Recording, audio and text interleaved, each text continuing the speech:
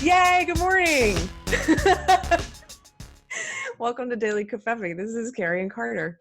Today is Thursday, May 23rd, and we're here. We're going to keep it short and sweet today, but we're going to do a very, I think, focused topic, right? I think so. Yeah. Subscribe on YouTube. Oh yeah, subscribe on YouTube.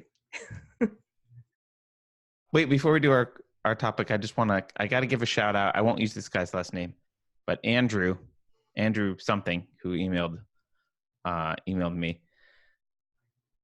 I had computer problems this morning. I was in a bad mood, and you sent me the video of Sargon talking about AOC, my favorite person, and it brightened my day. It was funny, and mostly AOC was funny. Sargon was poignant, but watching her walk around with a cell phone complaining about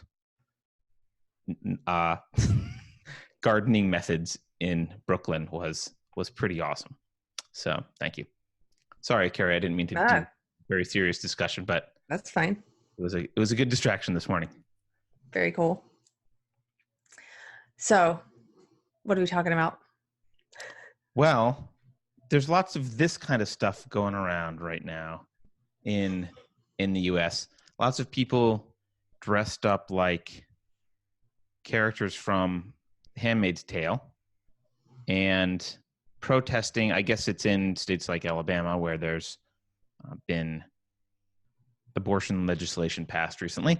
And in classic social justice fashion, there are people who feel like they're slaves and completely victimized because of these laws. They're victims of everyone. Now, I don't actually know where you stand on abortion. I think we disagree on abortion. And I think it's the opposite of what people would think from an atheist and a Christian disagreeing. But possibly. My views on it have changed. Well, first of all, The Handmaid's Tale was my favorite book when I was a teenager. My senior quote was from The Handmaid's Tale. I've read it several times. Margaret Atwood's my favorite author. I get really annoyed seeing people dress this way because this is going to sound like an old man grumpy thing. I'm just like, I know most of you haven't read the book. What are you out there doing? You don't even know. Read out of the book though too? Yes, they know it because it's a show. They know it because it became a Showtime show. Was it Showtime? I forget. But that's all they know is the show. And the first season ends pretty much where the book ends. And then the second season is just an SJW fever dream that was cooked up by the TV writers. Okay. It's terrible. But it's oops. Hey doggies now. Shh, shh, shh. Okay. There's a kennel here today. They're all being relatively quiet. So yeah, it just bothers me that people don't even know what they're talking about or what they're representing. I just have this kind of I don't know, it's like a purist. Read the book if you're going to dress that way. And I get really, I want to go up to them and quiz them. But yeah, the book is it's a dystopian future. It's imagining what would happen if religious fundamentalists took over in the US and Canada. And it's basically there's a coup and these conservative Christians overthrow the government and institute a theocracy. And there's a lot of reasons why they're doing this, but there's low birth rate. So what they do is they start taking women who are fertile from their families and they give them to all of these rich elite leaders whose wives are barren, and they become handmaiden. They become the handmaiden, and then they're forced to carry their kids, and they're separated from their own families. And it focuses on one particular character. It's a really great book. I was happy when they turned it into a series. I just because I like it so much, it sickens me to see protesters using it in this way. Because you know what? There are women out there who are treated pretty similarly to how women are treated in The Handmaid's Tale, but it's not here in the U.S. For them. It's you're not criticizing radical Islam with those costumes, which you could be doing. And I saw a good point on social media. Someone said, why are they dressing like fictional characters when they're actual women that, right. Right. are forced to dress kind of like this, and are in situations where they're basically enslaved, forced to cover their entire body. And yeah. So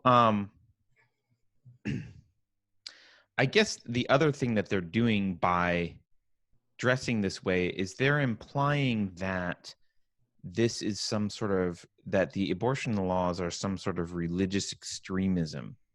And one of the reasons that we wanted to talk about abortion a little bit today is it's a topic that you and I haven't discussed even really personally very much, let alone in front of an audience. And you were unable to, due to technical stuff. We had an issue with Zuby last week where Zuby and I ended up talking and we touched on abortion, but you weren't part of the conversation. So you and I still haven't talked about it. Mm-hmm.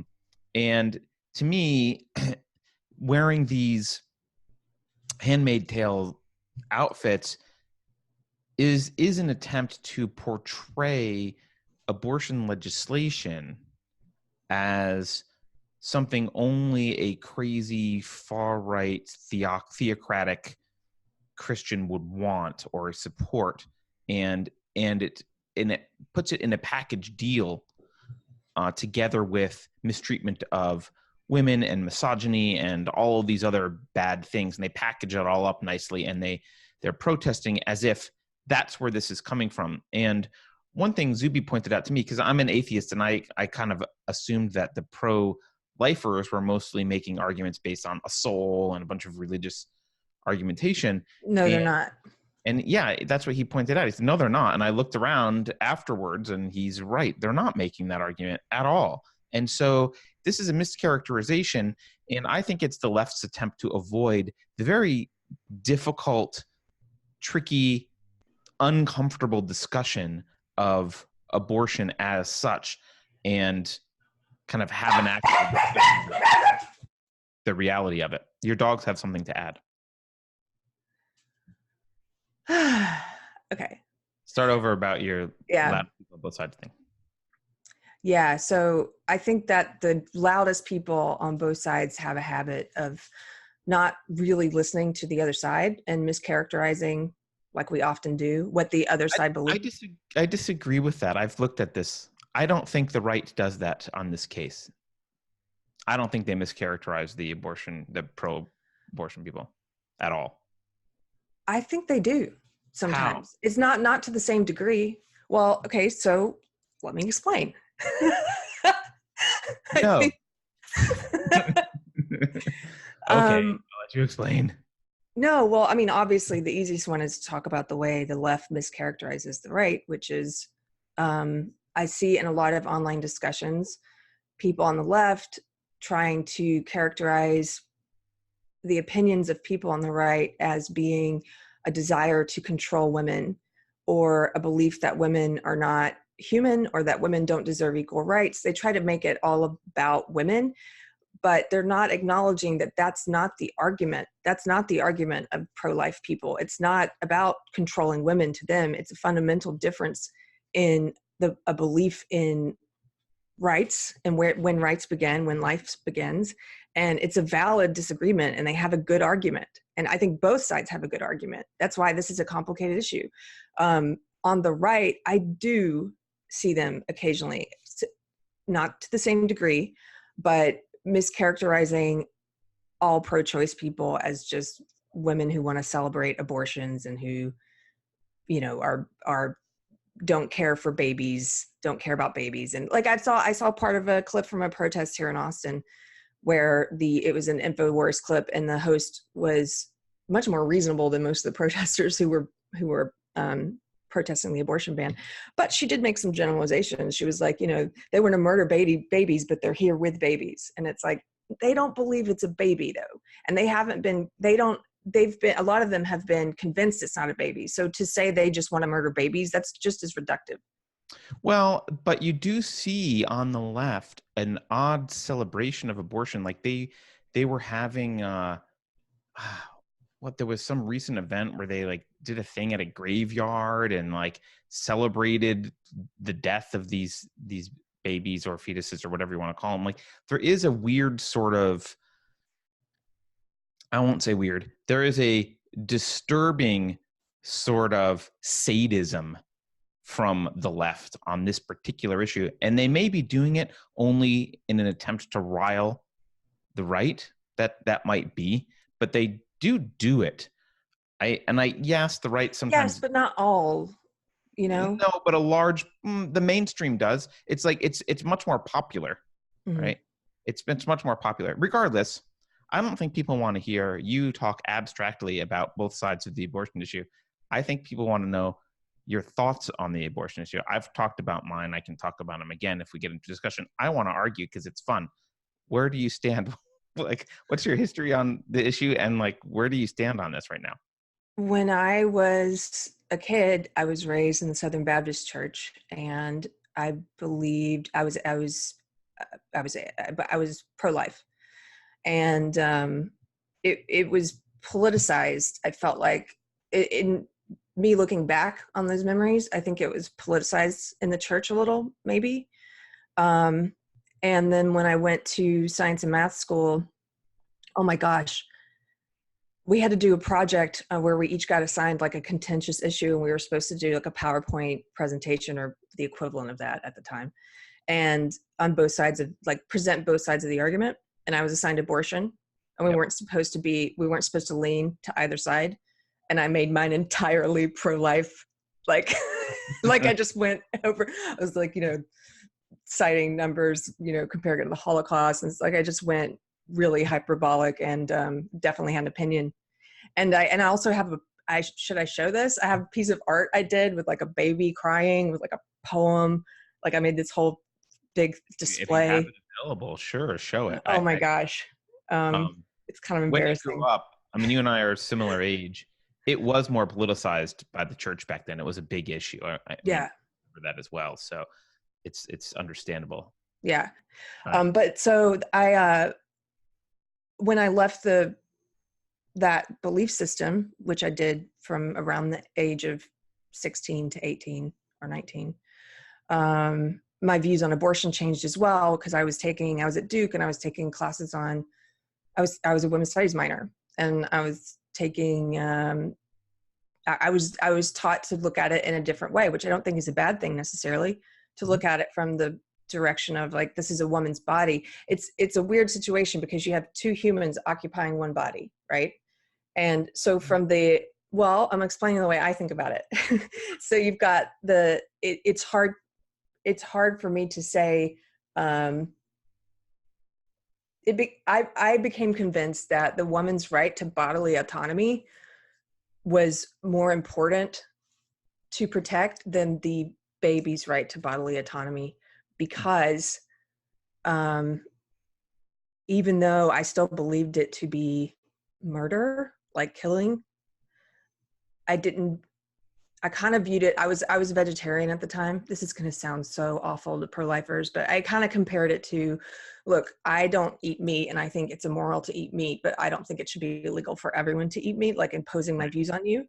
And so I don't believe abortion I believe it's immoral, but I don't believe that we should tell women, like, how does it realistically work out? Do you physically prevent women from having an abortion? What if they take herbs or something? What if they, like, are you going to lock women up for doing this? Like, it just seems to me like it's a conflict, because you've got these two souls occupying the same space. And so I don't know if I'm explaining this right, but I became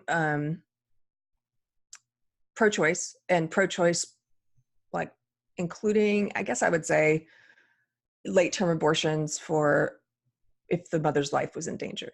However, I'll say this, I've since learned a lot of the stuff at the pro-life side we used to be told on the pro-choice side was propaganda. I've since learned that a lot of the stuff on the pro-choice side that you hear is propaganda. And so a lot of the stuff about late-term abortion and the mother's life needing, there being these instances where the mother's life is in danger if she doesn't have an abortion. When you reach a certain point, from what I understand now, it's actually the safest option is to have the baby, not to abort, right? Like, and so there are certain things that I think both sides are just kind of have some wrong information. And I think that they're not very open to listening to one another. Where I'm at right now, it's hard to say because I've been changing my beliefs on a lot of things, both slowly and quickly. So on the grand scale, like slowly, because this whole transformation to leave SJW belief system has taken about 2 or 3 years. Mm-hmm. But my beliefs on specific things are changing quickly now, since I've become Christian. And I will bring God into it, because I'm just talking about me personally. I am of the opinion, like, I used to believe it was like killing. I used the word murder earlier, but I didn't take it as seriously as I do now. I do believe it is murder now. And But should be legal. That's where you are still right now. that's where I am, but I don't know at what point. I'm much more restrictive. My feelings about it are much more restrictive than they used to be. Mm-hmm. I think you need a good reason.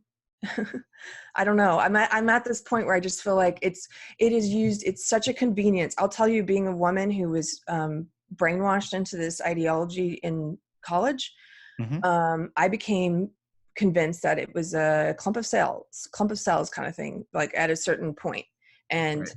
I saw women, you want to talk about callousness. I saw people on social media today, a pro-lifer had posted a picture of like a little fetus, Yeah, and I saw that. there were women saying, like, if I saw that on the floor, I would stomp on it. Yep. Like, I would pick it up and throw it like one of those sticky toys. Yep.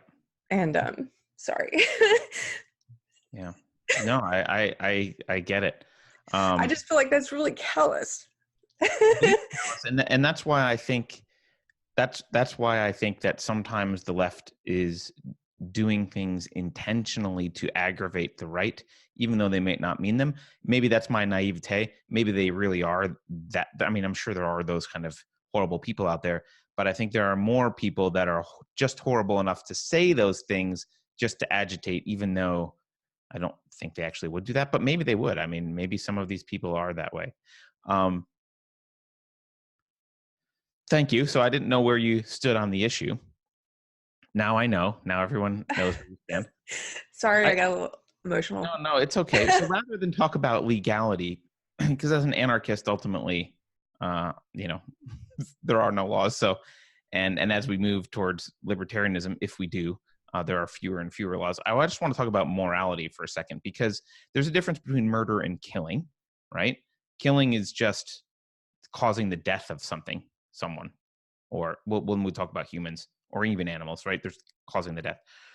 Murder we tend to use to mean something that is unprovoked, not defensible in a moral way, and typically you use murder only to apply to a being that you believe has the right to life. So you don't use the word murder when you talk about hunting deer, unless you're a vegetarian activist, and then you do say meat is murder because you think that being has a right to life and that shouldn't be infringed. So just really quickly, I just want to rewind so people understand where I'm coming from. Like you, I grew up pro-life, completely pro-life, in a very religious environment, and it was very politicized. I became an atheist. My initial reaction was to not right away, but eventually I flipped, did 180 degrees. I would have been with these people, probably wouldn't dress in a Handmaid's Tale costume, but I would have been totally pro-choice, woman's body, clump of cells, blah, blah, blah, all the way. And as I've thought about it more, because I think, as I mentioned this yesterday, I'm not wed to my conclusions, I'm wed to the process, which means I continued to think about this. And I think we need to just step back and ask ourselves a few things. One is, we should all agree that if it is murder, if there is a being that has a right to life, then it should be wrong. Then it's wrong. If it is murder, then it is wrong. And I know that seems simple, but that means that it's wrong in all cases. That means that it's wrong if you're raped. That means it's wrong for all these other reasons. It's wrong. If it's murder, it's wrong. Now, you can make an argument that, well, if the life of the mother is at stake and it becomes like a, you know, you got to kill one or the other, well, you know, that situation is what I call emergency ethics. Who really knows? That's probably a call for the doctors and family and the mother involved about who has better chance of living and what they want. Like, but that's not a, that ceases to be something that has a clear moral definition, because you're murdering someone at that point, right? So this is a point of like, okay, well, now what? We're stuck in a situation where someone's murdered or allowed to die or something. And so I think we can put that aside. But for things like rape, it's still murder. And so the argument about like, well, there should be an exception for rape goes away, because two wrongs don't make a right. You don't say I was raped, therefore I can kill someone other than maybe the rapist. So the if that being does have a right to life, then it is murder, in which case it's wrong, and all these other weird arguments. So now I think the question that people struggle with is, where does the right to life come from, right? And one thing that I concluded was, it's very difficult. You can't have a moral right to life that arises from a modern state of science, right?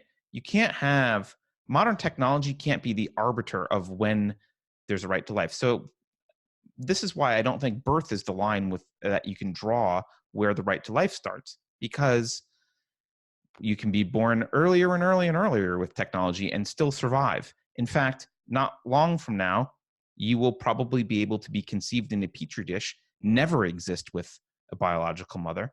And we will have to wrestle with the question of, when is it okay to terminate the pregnancy in the petri dish?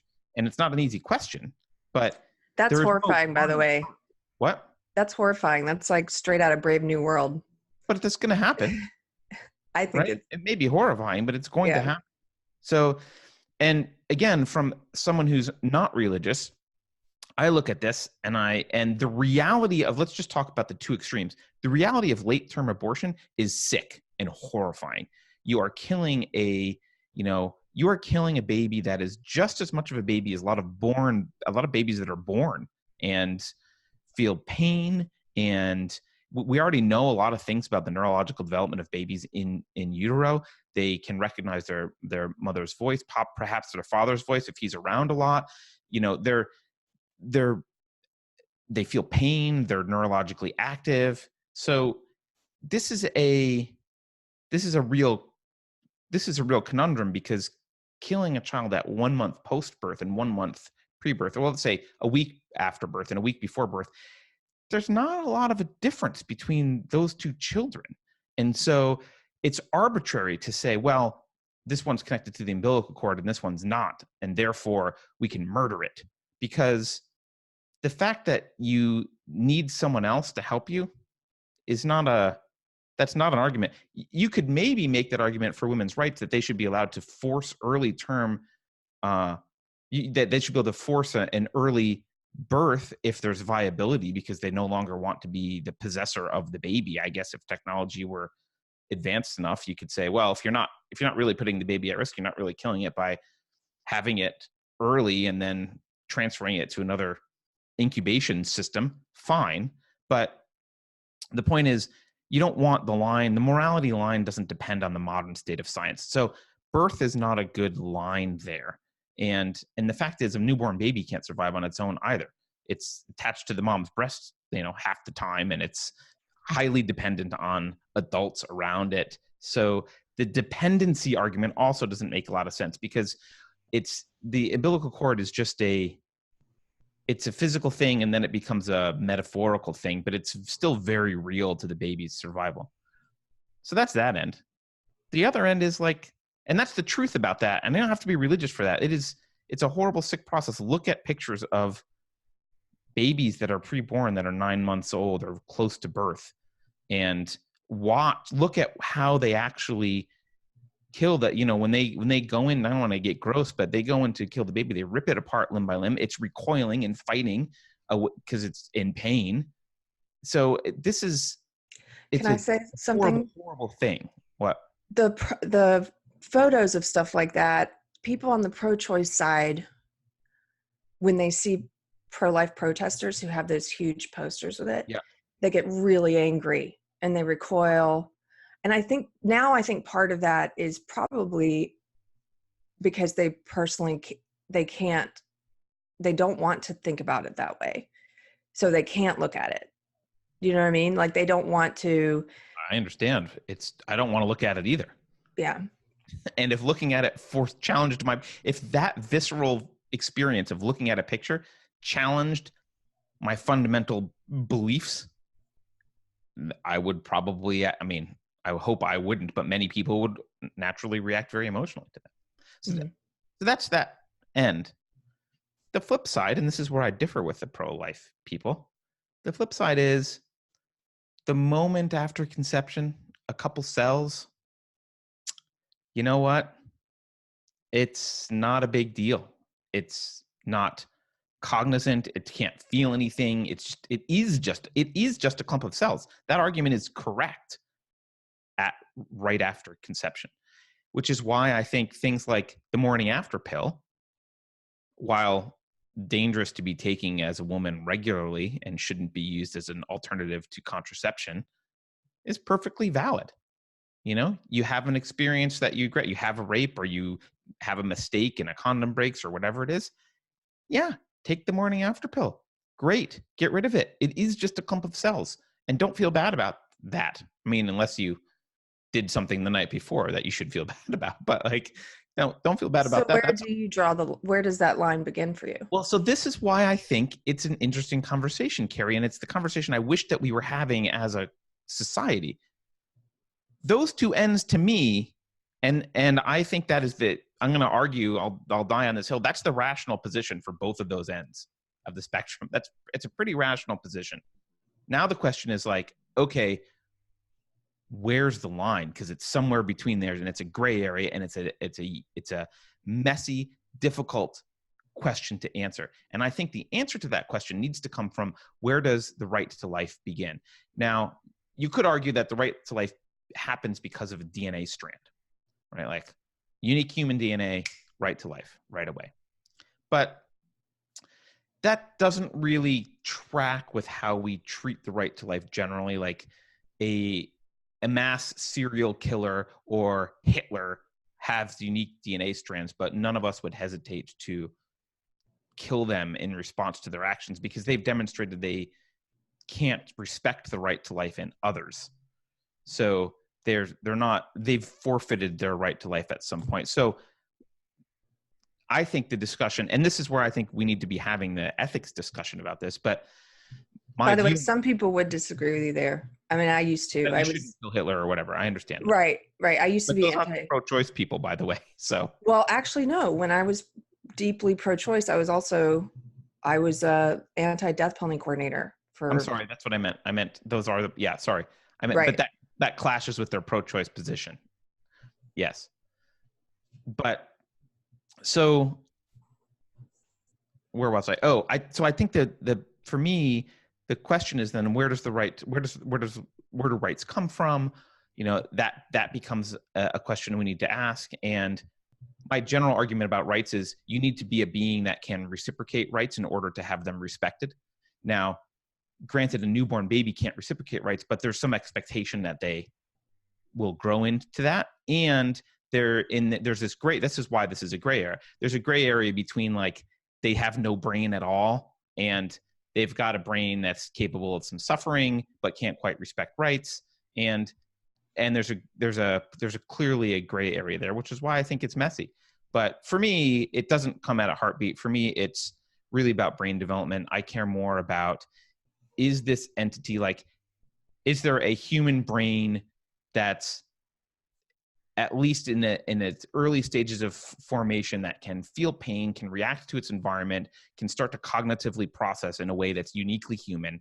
And once you've reached that point, I think you can start to make an argument that like, okay, this is getting pretty iffy if you want to do something. Now, I get you could take a more callous position and say, you know, I think if you're going to take a more callous position than that and say that suffering doesn't matter and it's when you're actually going to recognize rights, well, then you can kill people right up until they're, 10 years old or whenever they can, whenever they can recognize and respect rights in other people. Like then you might as well murder newborns because they can't respect rights in other people either.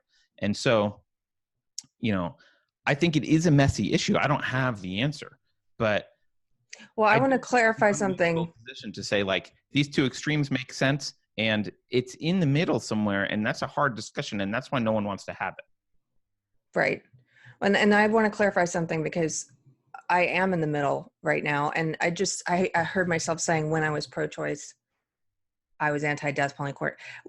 I still am pro-choice, but I'm also pro-life. I don't know. Those categories aren't really, they don't really describe. I'm going to argue. No, it's not a cop-out. It's not a cop-out. Murder or not? And when is it murder? No, I do believe it's murder, but I don't agree with you that it necessarily in our law, that our law needs to reflect. Well, I'm not talking about the legal man's law.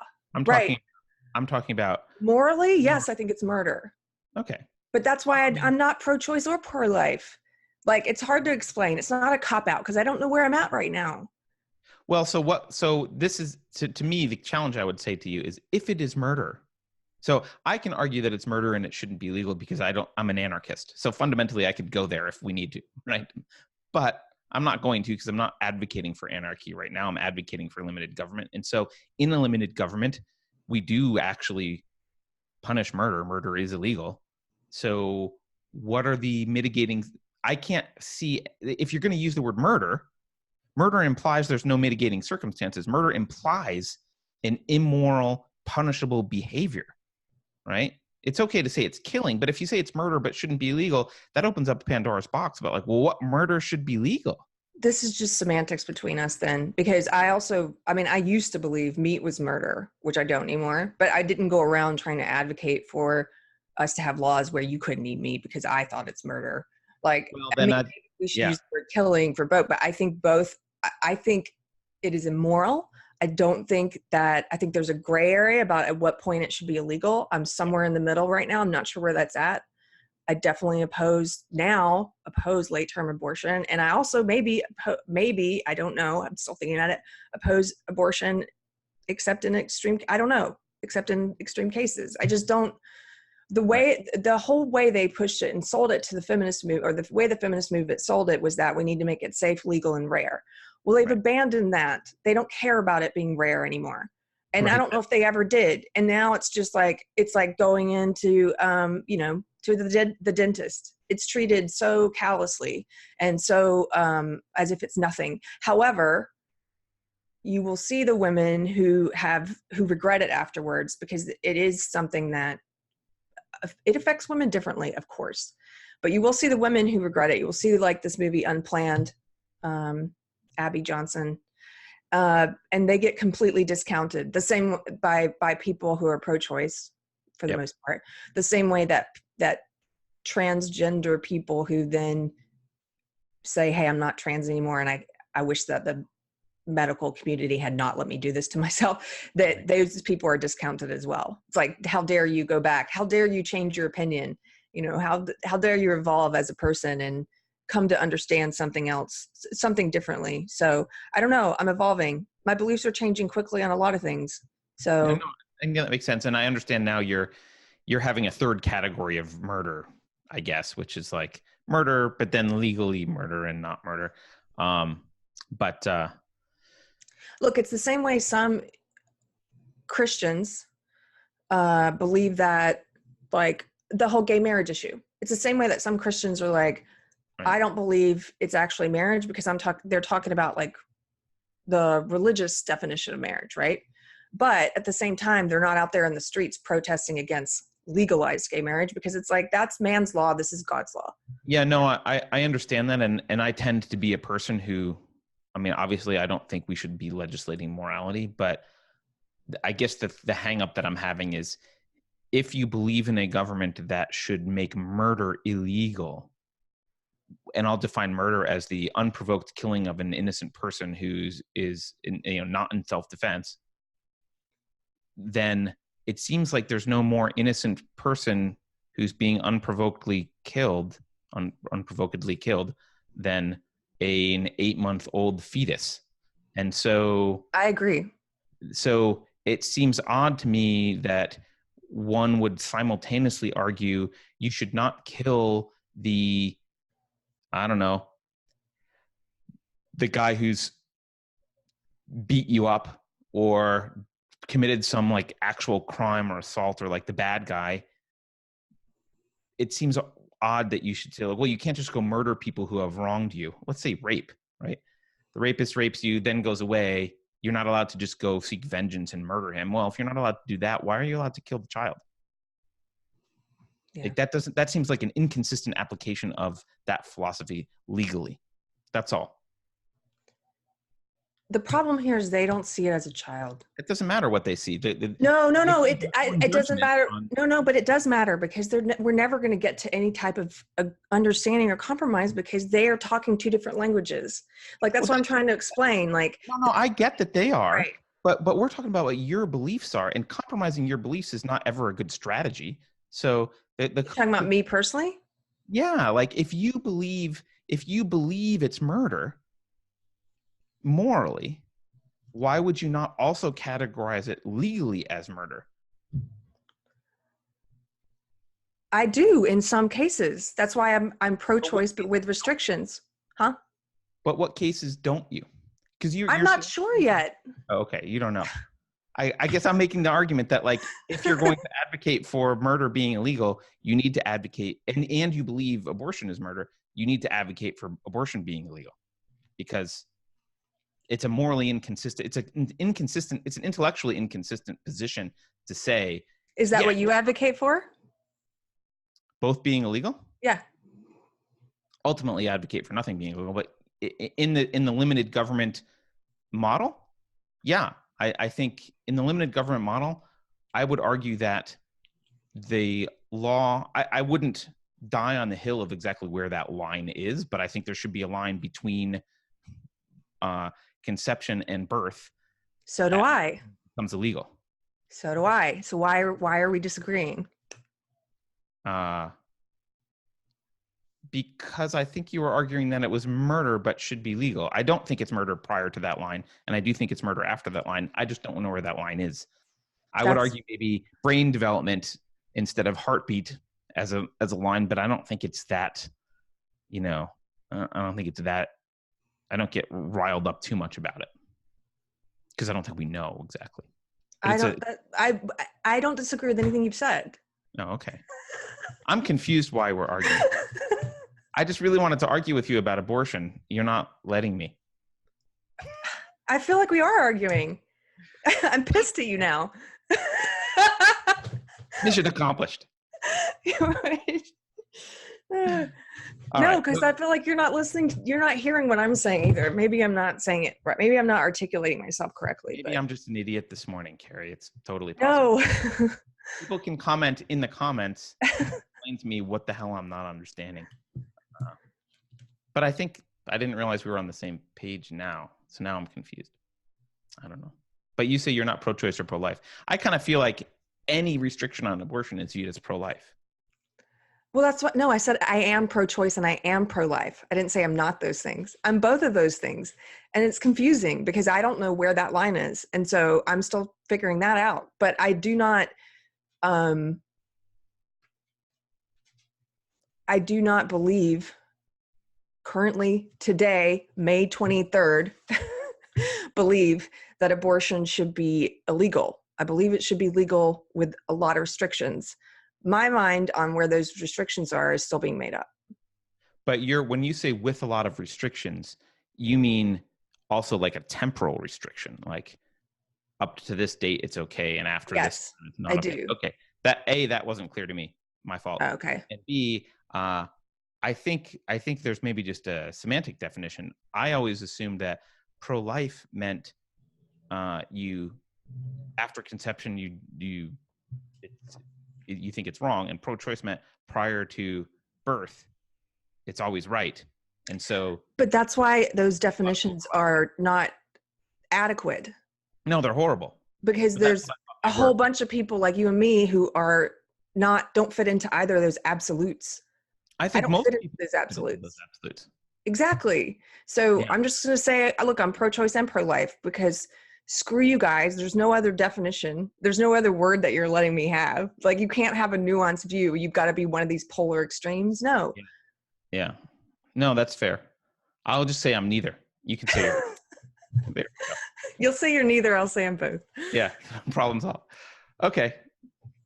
I'm Well, sorry. Was I yelling at you? I wanted it to be. No, I wanted it to be like nice and Contentious? yeah. I didn't curse you out yet. We could do that. I'm kidding. When we debate about God. You know, when I get most frustrated, I think it's just because I feel like I'm not articulating myself correctly so that the person can't understand me. And then I'm like, yeah, you're way more sensitive. Like, I don't mind get mad. We'll make up later. It's fine. Get mad. Yeah, well, I've gone through a whole range of emotions on today. It's going to be embarrassing, but fair enough. Put that out. All right. Well, on that note, do you want to do an outro, Keri, or do you want me to do the outro? You do an outro, sir. All right. Bye. Don't forget to hit subscribe. Bye, guys. See you later. I hope you enjoyed the awkward abortion discussion.